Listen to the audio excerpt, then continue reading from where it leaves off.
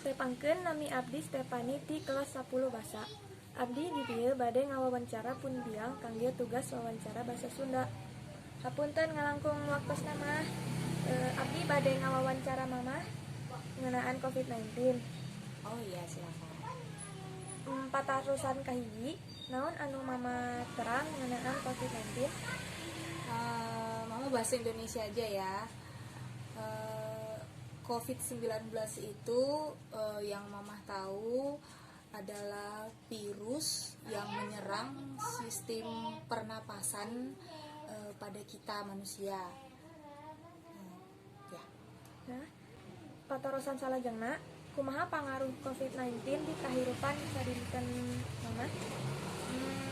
Pengaruhnya di dalam kehidupan sehari-hari itu sangat banyak sekali.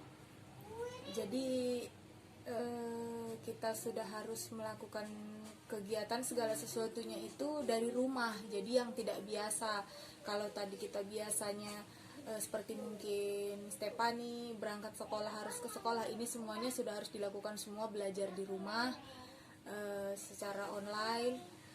Untuk belanja kebutuhan sehari-hari juga sudah dikurangin waktu jadwalnya keluar, atau bahkan kita sudah pesan untuk bahan-bahan makanan, bahan-bahan di dapur itu secara online gitu, untuk mengurangi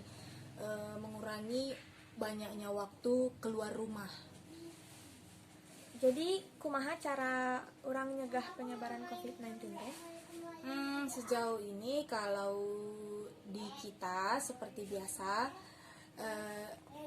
menjaga pakai masker, cuci tangan, menjaga kebersihan itu yang paling utama.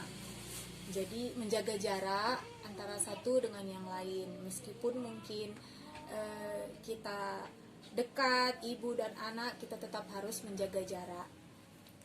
Sakitu wawancara abdi sareng pun biang. Hatur nuhun kana waktosna mama.